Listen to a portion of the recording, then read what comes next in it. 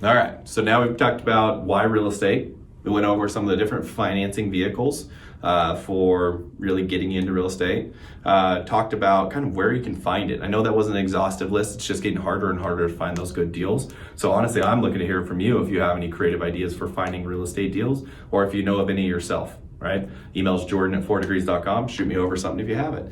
Now it's, how do you know if it's a good deal, right? We get those first three are good. I mean, you got to get to this point, but it's only 10% of the battle. So what we're looking for is, how do we know a deal is a good deal? Okay. So what we're going to do, I'm just going to do a duplex. It seems to be the easiest to kind of explain. It's multifamily. It applies to kind of each of the different areas. So we have duplex here. Okay. Again, can't crush my drawing. Two sides to duplex, right? One side, they're both 3-bed, 2-bath, new construction. Okay. So this side pays $1,650, this side pays $1,650. So that's what I know. So I know that going in, that I have a newer construction, so hopefully it doesn't need a lot of repairs and maintenance, things like that, that maybe a 30 or 40-year-old house would have. I know the unit mix, 3-bed, 2-bath, okay?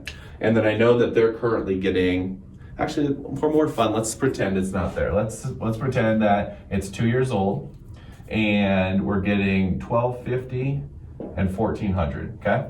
Because this is the types of deals we're having to find now. This is more realistic, okay? So we come in, this thing was built in 2015, so still relatively new. A lot of stuff still there, even some under warranty, probably getting close to expiring.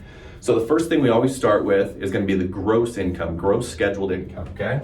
So we'll call it GSI, right? So what I have here is $1,250 plus 14, so we're at $2,650 per month, okay?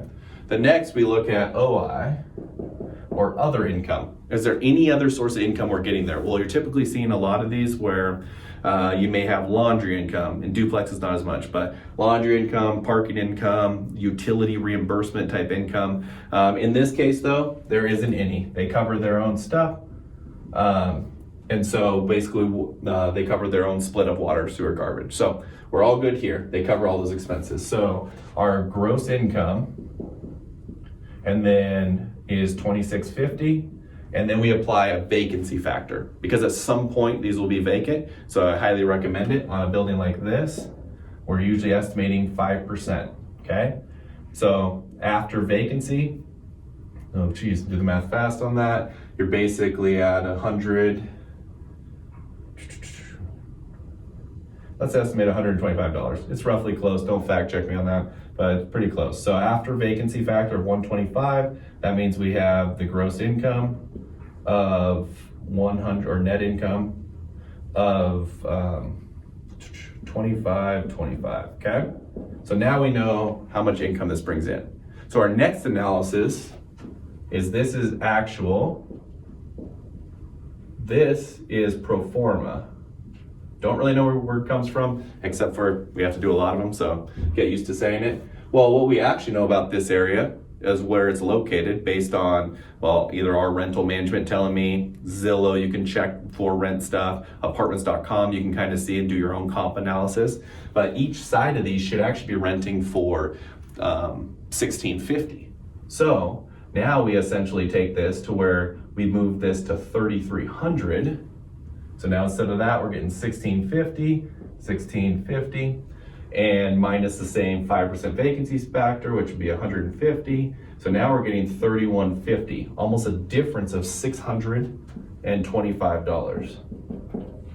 Okay?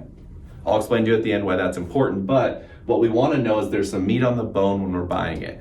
So when we're trying to decide what looks like a good deal, this is one of the big things we do, okay? So we want to know that, hey, can we move this? If we move it to market, maybe it's the owners managed it for a long time, just didn't want to bump the rents. Maybe it needs a little bit of work, but we can get the rents. And anytime we can get them up this much, get really excited about the project, okay? So we know those ones. Next, put that there. So this is pro forma. Make sure you know that because we want to buy off actuals and go off pro forma, okay? Well, over here, we need to look at expenses, okay? So think about it, you own your own home, you're probably going down a lot of these already. So you have taxes, Well, know that on this one, this is the one that's catching a lot of people by surprise, is that when they bought this in 2015, it was probably worth $300. Well, they're asking $500 for it. Well, what will happen in your next tax year is those taxes will likely go up. So what I'll end up doing is go to the Spokane County Tax Assessor site, put the actual number. So let's say the actual number is, I don't know, let's say $2,500 a year, okay? Let's do $2,400 or $200 per month. So what I'll do for my numbers when I run them is I'm gonna add 5 to 10% to that, depending on how far under market it was. So that way when it comes on again, I've already planned for that kind of jump in the number, okay? So I'll do this all monthly, just so it makes it easier. So we're at $200 a month for taxes. Insurance on a building like this is probably, that's $125 a month. And this one, what's great is we can verify with the site. Here I can call my insurance agent and verify the quote, so I know that before closing. Next, we have management. Even if you want to manage yourself, still